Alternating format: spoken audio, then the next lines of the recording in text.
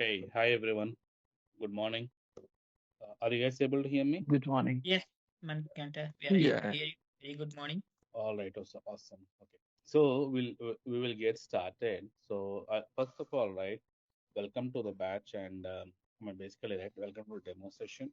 I'll give a brief introduction about me, and I want to know about you guys and what are your aspiration in order to join this session. So I'm Durga Manikanda, and I'm a software engineer. I'm basically right. I'm an AWS engineer and an architect in one of the leading MNC, and have more than 12 plus years of experience into the cloud IT and more than 10 years experience into AWS. When I said AWS, it is AWS DevOps and so on, the complete stack. So this is in brief about me. So I've been taking class from quite some years, years, and I'm excited to get this batch and the demo started for this session.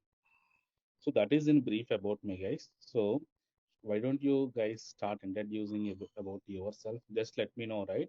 So what you are doing. So if you are already working, then where you're working and industry, and what you wanted to know from the this complete session, complete course.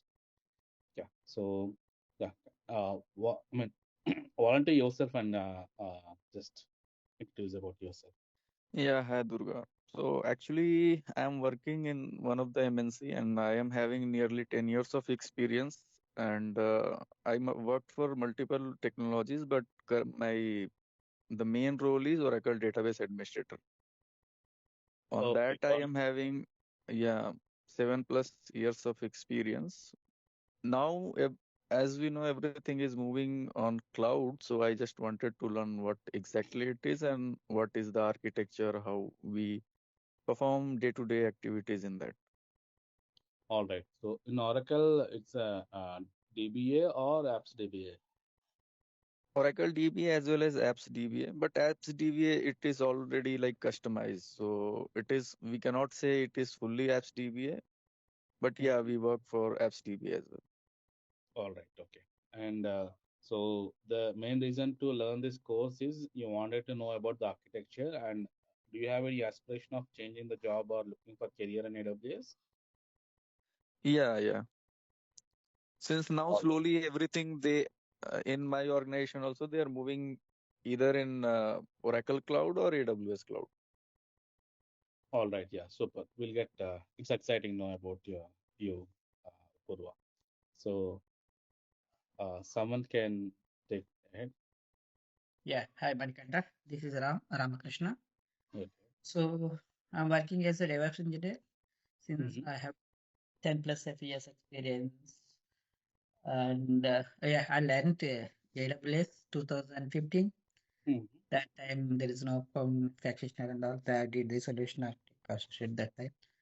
That day onwards, so I've been into the same field. Mm-hmm.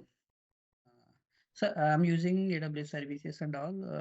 2 years back, I did a migration from Azure to AWS or on-prem to AWS conversions and all those things.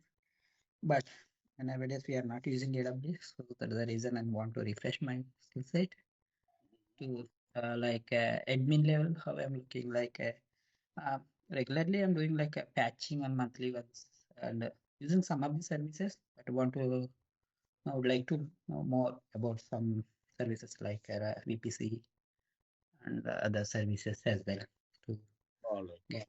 Yeah, and also I'll try for again writing the certification because those are expired. So again, I want to rewrite my renew certification for this.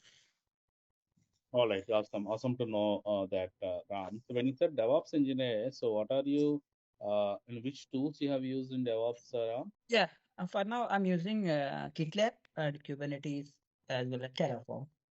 So Okay. Is that GitLab, when you said, is that server or even runners you are using?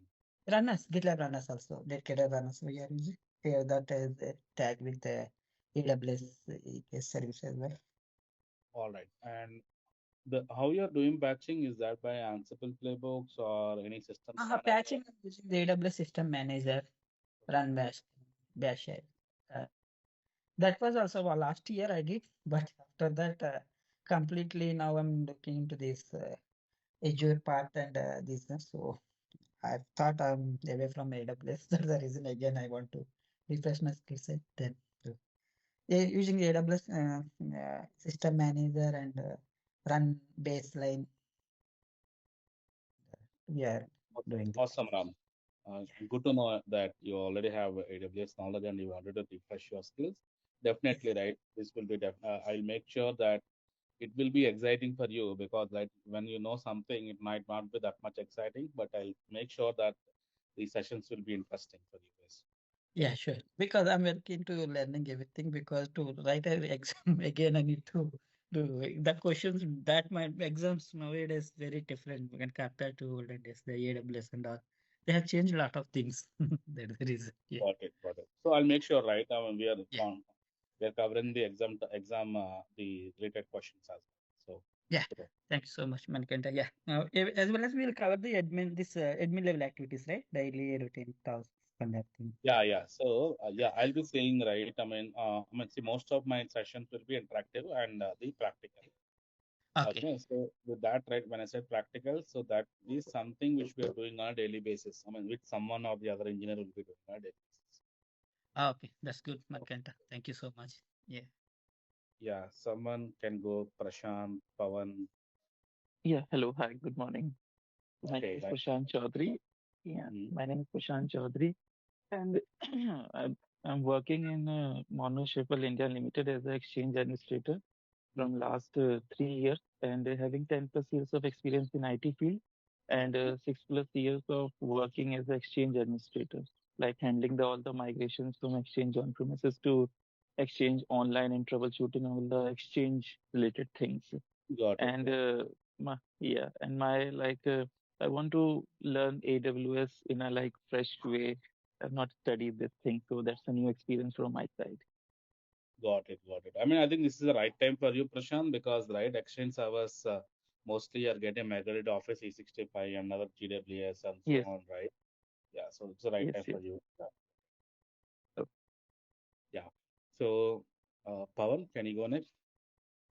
You're on mute. If Thai, right? Okay, Am I yeah, pronouncing your name correct? yeah, you did. Can I, good evening, or it's evening here in Texas. Can I ask you a question, sir? Uh, Yeah, yeah, tell me. thank you. So I've joined this um, class. This is my, I think this is the fifth time. Hey, Thai, somehow I'm not able to hear you properly. Can you check your internet connection? So it's like every time it's repeated. So I want to find out, I asked in the first class that how much is the training and how much should I pay? But they didn't give me any response. So is this the same demo that you are doing today, or you want to tell us about how much to pay for the training? Because what I'm looking for is to train AWS. I don't want to just waste my time and being in the same class repeating the same thing over and over and over again. Thai, somehow I lost you for a minute. And is your question like, are we starting the session or are we starting the AWS training or is this a demo? Is that your question? Yeah, yes, sir. That is the question. I just want to find out if this is the same demo that is being repeated, or are we actually starting a training? And if yes, how much is the training? How long is the training? What's the duration? I just want to know. I don't want to attend the same demo being repeated all every single time I join. Yeah. Yeah, I think right. You can reach out to the Visualpath people about the how much is the charge and how many weeks it is going to take. So, but this session intention is to just get used to all the people in this basically right in the session and to know about me and how I have structured the sessions or the classes, right? So it's basically that's good. This is an introduction call. It's not something we are going to start the training from today. We will be starting from Monday. So it is going to be like an interaction. If suppose right you are some college passed out or working professional. So what is the aspiration? So basically, right, if I know those, I'll be able to cover the topics in such a way that will be interesting for you, right? So that was this is the main intention of this call. Okay. So I'll join you on Monday. I've been in previous demo, so I don't want to Oh, have the same repetition again. Yeah. So maybe on Monday when you start the actual training, I'll join again. sure. Okay, that's fine. I mean, you can coordinate with our institute people, Visualpath, and I will be able to guide you ahead. Okay, I appreciate that. Thank you, sir. Thank you. Okay. Bye-bye. Yeah. Okay. Hi, Pawan. So can you introduce about yourself? I think Siri also, I can see a name join as Siri. You can introduce about yourself as well. All right. I mean, okay. Let me get started. So, guys, this is going to be an introductory call where I'm going to just give a demo on how the classes or how I've structured the course, and I'll just short demo about how I'm going to introduce you the course. Okay. So with that, right, without wasting much of the time, let's get into the session. I'm sharing my screen.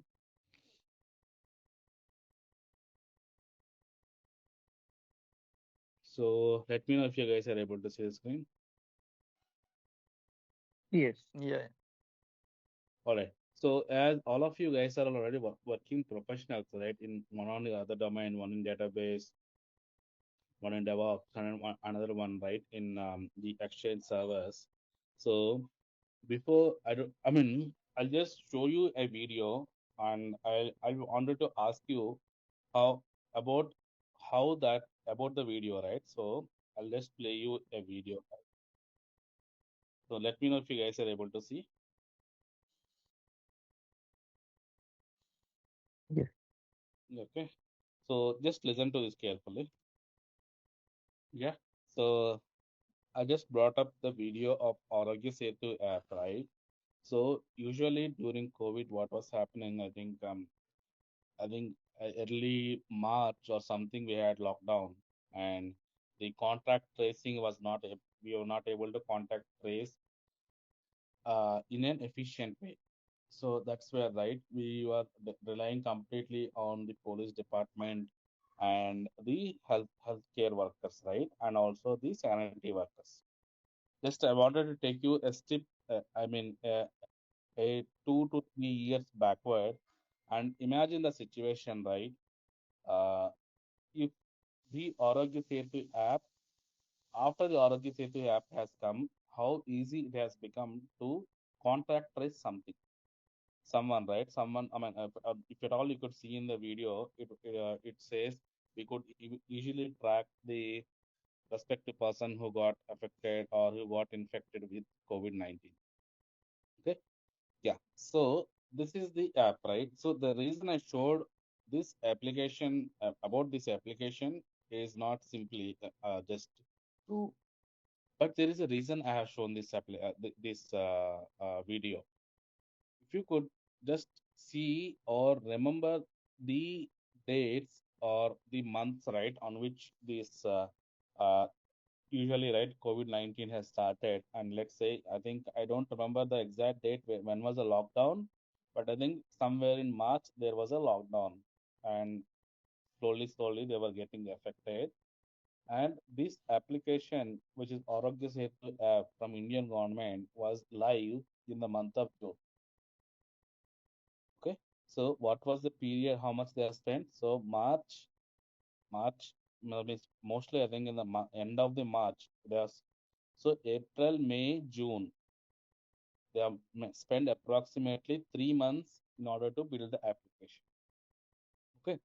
So usually, if suppose how the reason for that application to be live so fast was the respective engineers were not focused on the infrastructure. They were focusing on developing the applications. So it is a that large scale application which almost right, which almost millions of people in India has used it, and that was able to scale and also able to serve the traffic of the number of people that has logged in without any issue. And also, if you remember in the video, they were telling without compromising on the security by encrypting the respective data and not sharing to anyone. So these are some of the things, right, that were presented in the video. And the beauty that the application was live was because of the they have Indian government has adopted to launch the application on cloud. Okay. So that was the main reason, and that was the main reason why the application was live in no time. Just in 3 months, right? It was live. Okay. So that is the beauty of cloud. So that is something I wanted to get started. And Aragi Sethi app is on AWS. If at all you know, that is okay. If at all you don't know, right? Basically, Aragi Sethi app is on AWS. So why does such why does right? I mean, if at all you think of any startups at the moment, either Swiggy or Zomato, whatnot, any retail industry at the moment are leveraging AWS or any other cloud providers, right? Depending on the cost and their use cases, they're adopting the clouds. So why they should adopt cloud, right? So that's where I'm going to get started. So hope you are, maybe right. The reason I brought up this video was just to showcase the power of cloud. Okay. Yeah. So I'll ask a question. As most of you guys are already into IT field, right? So usually, can you let me know how much time how much time it takes in order to get a server built in the on-premises? So someone may be right. There is a Oracle DBA, there is Exchange Server admin, there is a DevOps engineer. So if suppose I wanted to get a Oracle DBA, Oracle database, right, running on Linux or Ubuntu created, and the Oracle database being installed on that. So how much time it usually takes? Anyone can answer that question? Yeah, it takes hardly 3 to 4 days minimum. Olden days, it was almost 1 week like that. Okay, so 1 week is that because you're having the availability of the respective servers, right, on either on hypervisors or on racks, right? You're having that capacity there. If you don't have the capacity to spin up a server or launch a VM, then what will you do?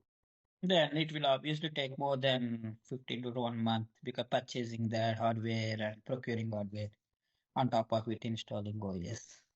Because in my old organization, they purchased a AX machine, Unix server, AX machine. It took almost 2 months to build a server. Exactly. So that's what, right? In order to build a server for your application, you are going to spend approximately 1 month to 2 months of time in order to procure your server from, I'm talking about the complete cycle procurement. So before procurement, you need to get an approval from your respective finance team that this is the budget going to be for hosting so and so application. Once that finance team approves about the budget, then you'll place the order, procurement will be done, and then it will be shipped to your data center, and ultimately you will just take that hardware and install in your racks and so on. So what I mean by rack is this: it's just a simple uh, you can think of it as shelves basically where your servers are placed. So that's what it usually takes around 1 month to 2 months in order to build the respective hardware, configure it, and then install the OS and install the database. But who's going to be responsible for building all of this? Ultimately, it's the admin team, and it's the OS team, and it's the database team, right? And even the storage team, because they need to provide the SAN for you guys. So there are 4 teams that are involved in order to build the respective servers. First, a procurement team to place the order. Then once it is reached the data center, someone has to go and place it on the respective rack. Then get the OS installed on basically that on the hypervisor or VSX, hypervisor on the respective hypervisor, right? So we need to get the OS installed, and after that, right, we need to create a VM, and then we will install the database server, and storage team will provide the respective storage, what is required for this. So there are a lot of activities that are involved in here, and also there are a lot of teams involved here. If at all you take even one person or one engineer from each team, that means you are going to collaborate with 5 people in order to just build a server. Okay. So ultimately, what is happening is your team, which is, I mean, basically, right, your respective team size is increased, and obviously, right, so their respective, I mean, cost, which is their, I mean, it might be their salaries or something, or you're investing on them, right? So first thing is you are procuring the hardware, which means you are investing upfront. That means you are investing before itself, where you place the order, make the payment. Also, you are investing 5 to 6 members of effort, and you are investing their time, and also investing on the respective resources from the business perspective at all you take, right? So these are the number of things that are involved. So let's say you procured some 32 GB memory, 32 GB memory, 32 GB memory, and approximately some 16 CPU machine. Let's say that your user base has increased and the server is not able to handle the load. In that scenario, what will you do?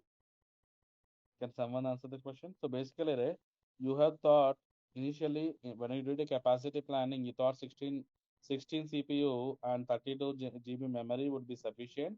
But after you have installed and got your respective servers configured, the user base has increased, and obviously the respective CPU and memory is not being enough, and you are facing the performance issues. In that scenario, what will you do? Yeah, we'll increase the resources, CPU and memory, resize the instance. Exactly. So that's where you will increase the CPU and memory allocated to a more, some when it is 32 GB, you might go to 64 GB, or when also you would increase the number of cores. Again, your user base has increased. Again, you need to rescale, right? You need to increase. Now, let's say you have got some 32 core and 128 GB memory. Okay. For some reason, what happened is the user base has reduced now.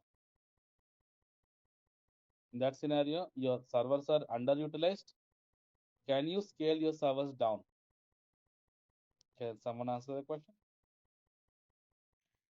No, in on-prem you cannot, even data center also, even though we are not utilizing also, we are on it. Exactly.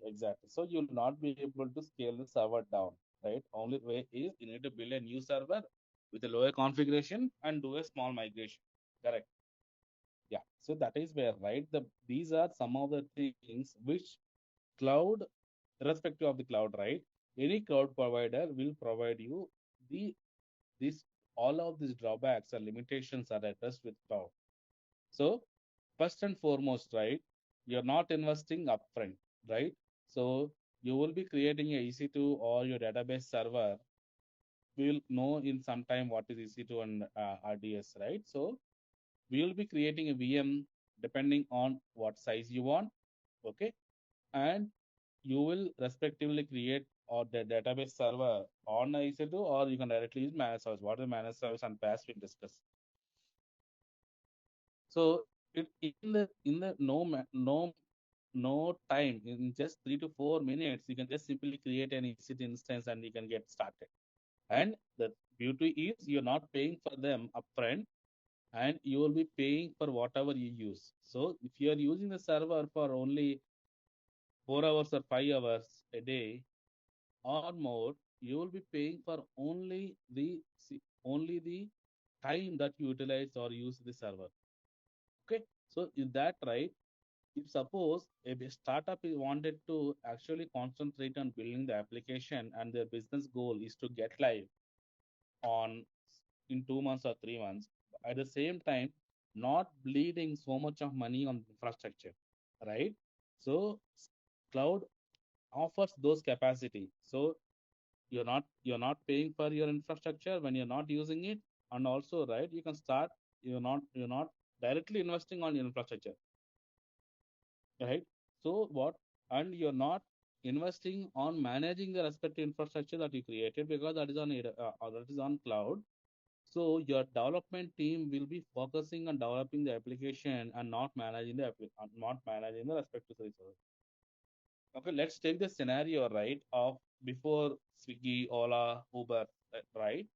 In order to develop an application, I mean that's the time from approximately 2010 onwards, the eruption of startups has started in India, not only in India, everywhere over the world. And the way or they were able to scale the respective infrastructure and get the respective of their application, and they were able to reach to the business because they were not focusing on building the data centers. Instead they were focusing on building their application. Ultimately, right, they have also marketed that, and they were also able to handle huge number of users as well. Yeah. So when the number of users increases, your servers will scale up, and when the number of users decreases, your number of servers will scale down. So that is the concept called as elasticity, scalability, right?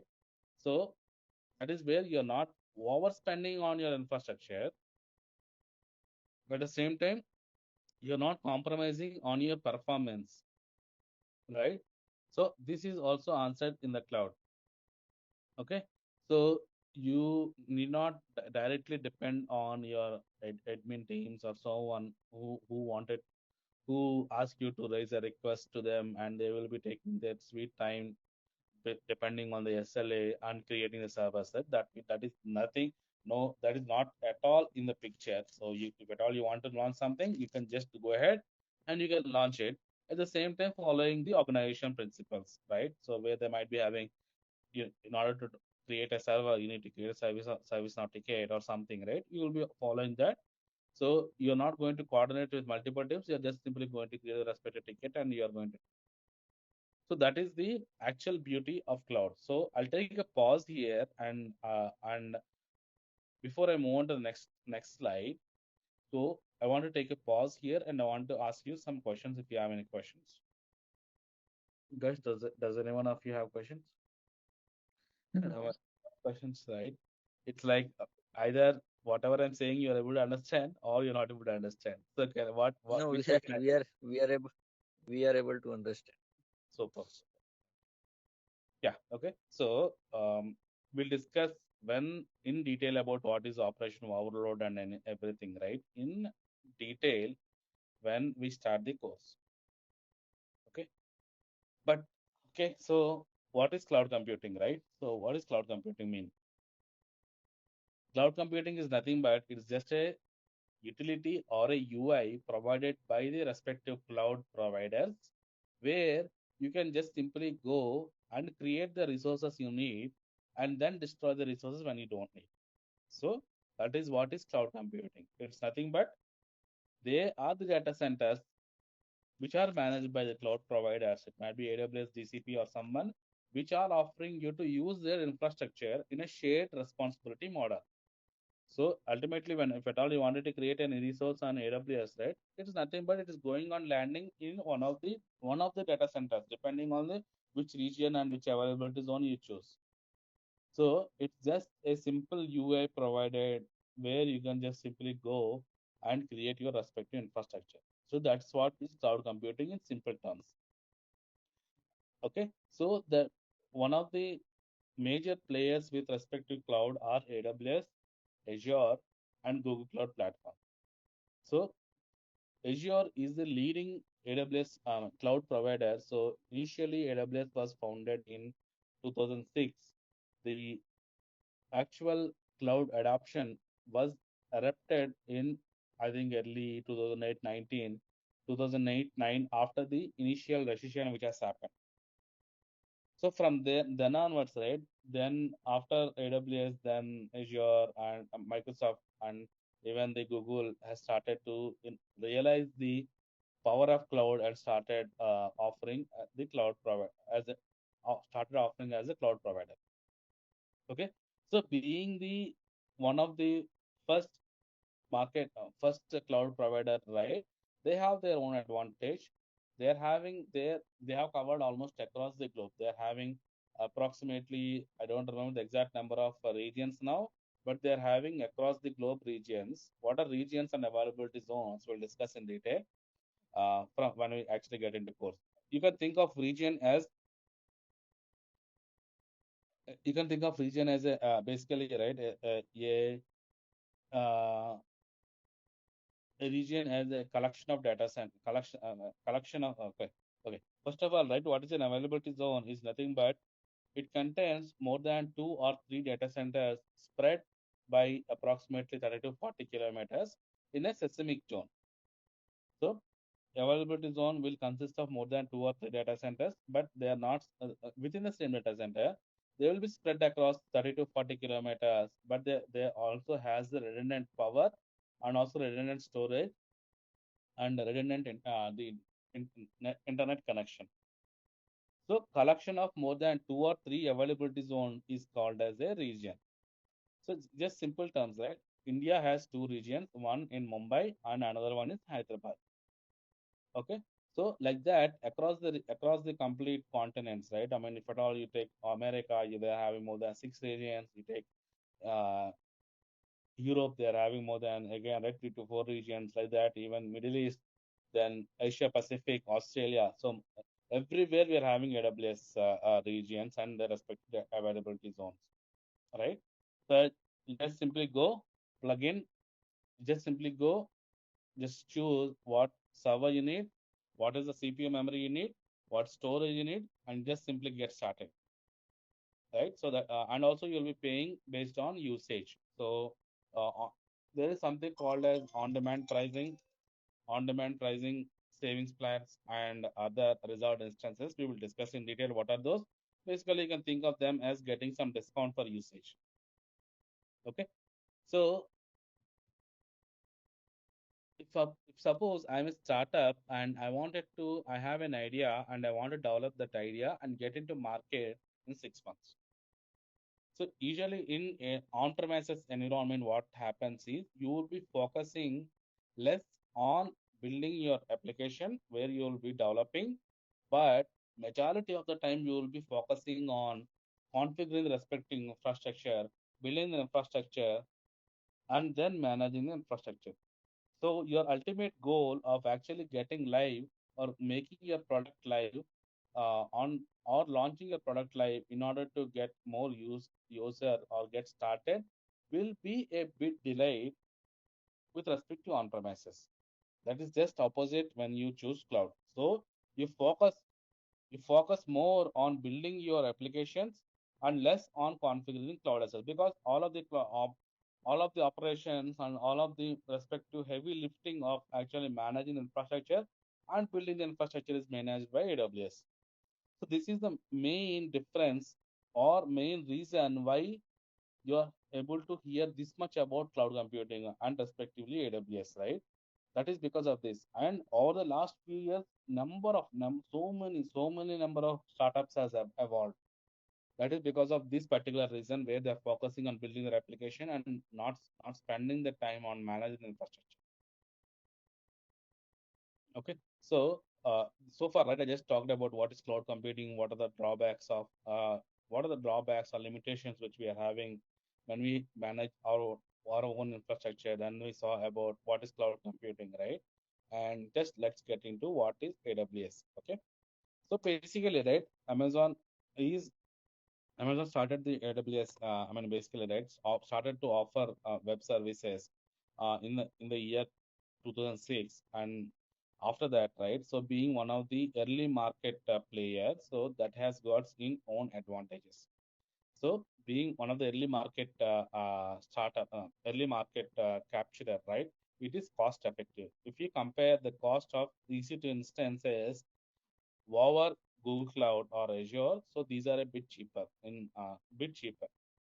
And as I said, it has global reach. So you take anywhere in the globe, AWS is available either as a region or availability zone or a direct connect or even the CloudFront distribution. So what is CloudFront distribution, right? We'll discuss when we get into more detail, when we discuss about the infrastructure, AWS infrastructure. Then reliable. What does the reliable mean? So reliability means you can rely on that particular infrastructure without having to worry about them whether they will be going down or something, right? So the way we design the applications deployment on AWS is we configure them in a highly available, and if their applications are business critical, we also configure in a multi-region disaster recovery as well. So that's how you actually have the reliability. So suppose even you might be having some applications where there are some of the few restrictions that the data cannot leave their continent or the country. So let's take, right, GDPR compliance or something. Even in that scenario, each country has at least two regions in them. Let's take India itself. So government data, right, usually will not, there is a restriction put that the government data cannot leave India. So that means if suppose there is only one data center or one region in AWS, right? You, in order to maintain DR, you need to choose another region that is not available in India. Ultimately, right, you're compromising on your compliance. So, but that is not the case with AWS. You're having two regions in India itself. So you can just simply have your primary site running on Mumbai, and you can have Hyderabad as a DR, or vice versa. You can have primary site running on Hyderabad and your respective DR as Mumbai. So, and also we configure the applications in a highly available manner where we choose multiple availability zones.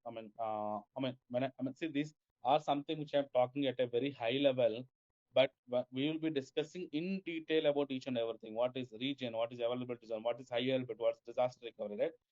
We will be discussing very much detail when we get into the course. And also we are focusing on innovation. So just one slide back, right? So you're focusing on developing your application and not worrying about your respective managing infrastructure. So that is where, right, you're spending most of your time in order to innovate your application or to bring your innovation into reality. And last important thing is about security. Security, right? Most of the people actually doesn't give importance, but that is the crucial step, right? So if suppose you build your application and some ransom is a virus or something has been inserted, so you have to pay heavy ransom you need to offer to the respective intruder in order to get your back. Also, there will be a lot of attacks, right, happening or at a layer 7 or a layer 4, right? So um, how you are actually going to protect your application. So that's where security comes into picture. These are the key attributes in order for an AWS cloud, right? And also these are the differentiators that other cloud providers has. Okay. So the way I have structured the course, right, is at a high level, we will get started to know about cloud computing and then about AWS. Basically, right, public clouds and private clouds and respectively, right? Then we will be talking about what is infrastructure as a service, platform as a service, software as a service, and then we will get into discussing about what are the various services that are available on AWS. So, there are a lot of services on AWS where you can use, but the majority of them, right, either fall either in the infrastructure as a service, PaaS or SaaS, and in compute, depends on what type of offering they offer. Compute or database, storage, or some developer tools or anything, right? They will be following accordingly. If you see within compute, you're having more than 6 services. So just put the 6, but you're having more than this. Either an EC2, Elastic Beanstalk, Lambda, ECR, EKS, ECS. These are the various different compute platforms that are available where you can make use of the where you can make use of the services and you'll get your application started. Similarly, You're having database services, right? RDS, your whatever database you're having, either it is a relation, if it is a relational database, you might choose RDS because, right? I mean, this is basically a platform as a service. What we will discuss about what is a platform as a service and what is the advantages for the infrastructure as a service. But you can just simply think of platform as a service is something which they are off, which AWS or any cloud provider is offering as a service, where they are managing your respective operations. When I said operations, right? So patching of the respective servers or actually upgrading the respective servers or maintaining high availability of the servers, everything will be managed by AWS. DynamoDB is a serverless offering where you can actually create your NoSQL related stuff, right? Where you can simply get a NoSQL database. DocumentDB is again a MongoDB compatible database where you can simply create a MongoDB clusters. Or key spaces, right? Again, Cassandra comes into picture, Neptune DB, ElastiCache. These are other database platforms that are available.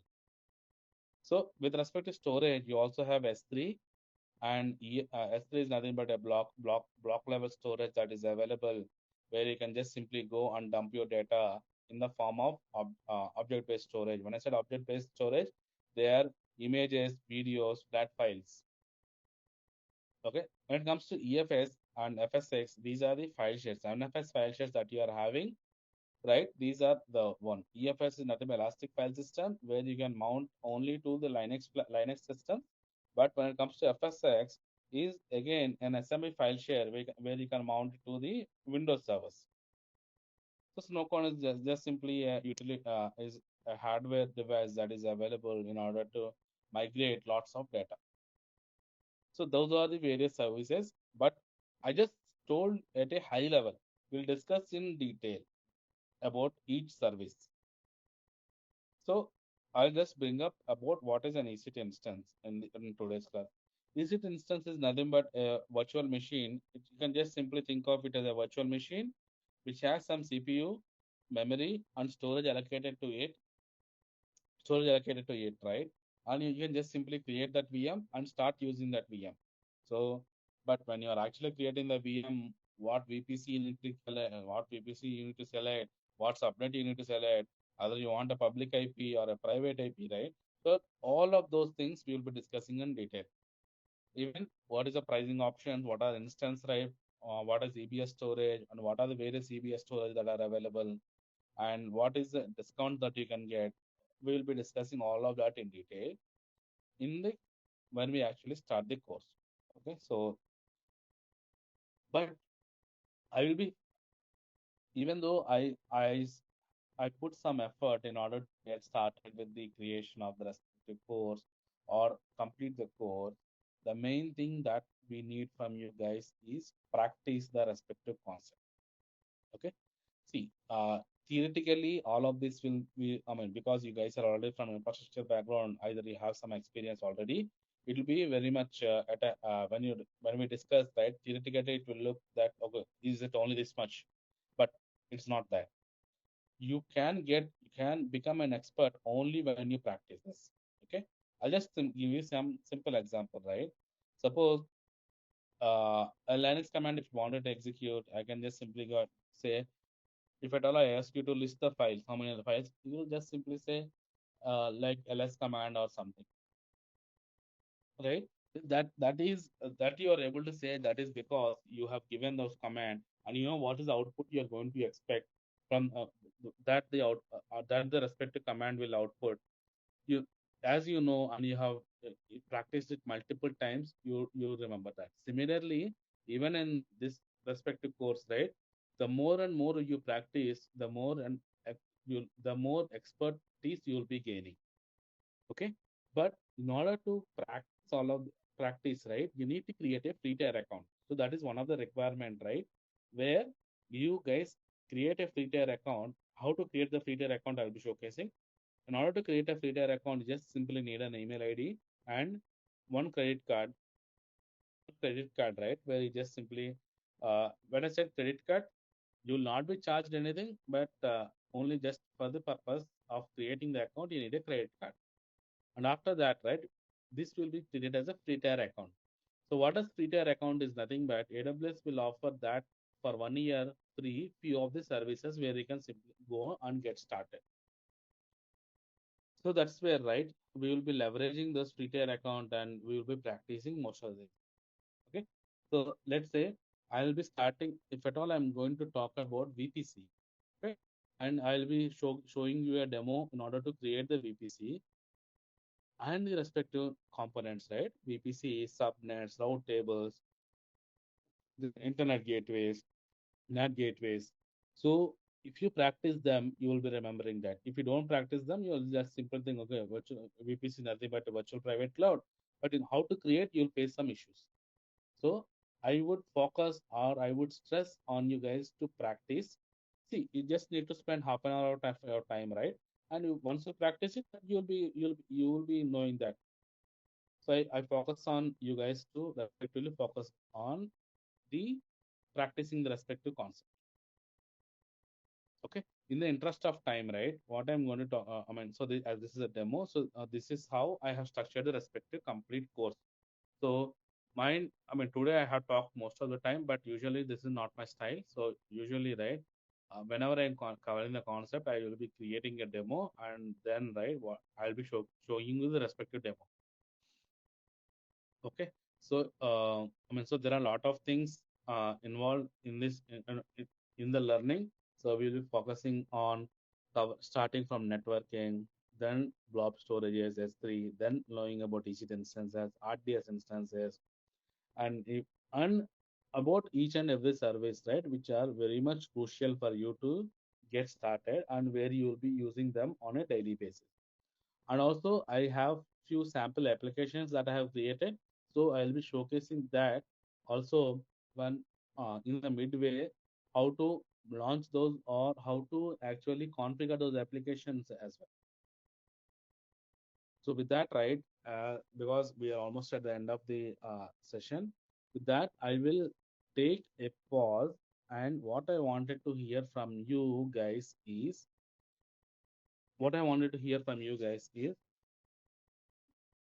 how, how you wanted to leverage this course. So basically, if at all, let's say this is my style of going, if at all you think that, so this is not, this is, you want some change, you're not able to follow properly, you can let me know as well. Okay. All right. So Apurva, I'll just take, so do you have anything to talk? Ram, sorry, I think you were talk. Sorry, Ram. No, the way of approach you are going to, yeah, that's look good, Manikanta. So, uh, just want to understand, what the AWS architect will do or administrator will do. I don't because I'm a DevOps engineer. I don't know much difference both. Yes, sir. Ram, you wanted to know what does AWS administrator do? Mm. Yeah, yeah. So basically, right, there is a thin layer of difference between developer and administrator. Mm. So administrator, right, is you can think, say again, there are two different things here. So administrator doing in managed services and administrator doing the professional services. Okay. Okay. So, um, so in the professional services, what does this admin do is there will be an architecture defined by the respective architect where he will be going and deploying the respective architecture. Okay. Let's say, right, there is an auto scaling group, which there is a web layer of that application which has an auto scaling group. So you will be going and creating the auto scaling group. Either it may be manually or it might be by using an automation. It might be by using Terraform or by CloudFormation, where you're responsible for creating the infrastructure. Okay. And after that, once your respective infrastructure is deployed, application is live on AWS, right? That is where your operations work start. So usually they define this operations work, right, where there will be dedicated team in order to respectively operate, and there will be a separate professional services team which actually go and create responsible for creation of the infrastructure. Or both the teams will be only one team who does that. So when it comes to operations, something like encrypting respect to EBS volumes or something, there is a request for you. Okay. So you wanted to, there is You created the respective infrastructure in public cloud, public subnet. You wanted to deploy that in a private subnet. Okay, there is a ticket where they have asked about to create an IAM user, where you'll be going and creating an IAM user. Okay, so they might be saying that GP2 volumes are not sufficient, where I'm not getting the respect to IOPS. I wanted to change that GP2 volume to a GP3 volume, or I wanted to change the instance type from M5X large to M52X large, or change the instance family from M family to R family. So these are some of the operational activities that right, that respective admin will be taking care. Yeah, got it, Mankad. So, kind of a ticketing like operations there, what they are doing. So we are doing kind of means we are not provisioning infrastructure, right? As admin, just we are maintaining and resizing instances if they need like that. Yeah, yes. Admin tasks are those, but that Okay. depends on the team which you are in as Okay. Yeah, I understand. In my company also, we have a cloud operations team is there separately. We are doing the L3 activities. Yeah, understand that. Good. well. All right. So anyone has any questions? One thing, Durga, like uh, in on-prem, we cannot scale down the applications, right? But in cloud, we are doing it in a few seconds. So how, like, what technology exactly they are using to do it? There is a concept called as auto scaling groups, Apurva. So where we will be launching the template, and there is something called as the thresholds. I mean, basically, right, we will be defining the thresholds. So saying that you scale the instances by adding one instance when the CPU utilization of the respective auto scaling group is more than 80% consistently for 3-4 minutes or the past 5 minutes. This is a threshold we define. Okay, or scale down when the utilization of the respective auto scaling group is less than 60% for consistently for 5 minutes. Then scaling down will happen. So this is all automatically managed by the concept called as auto scaling groups.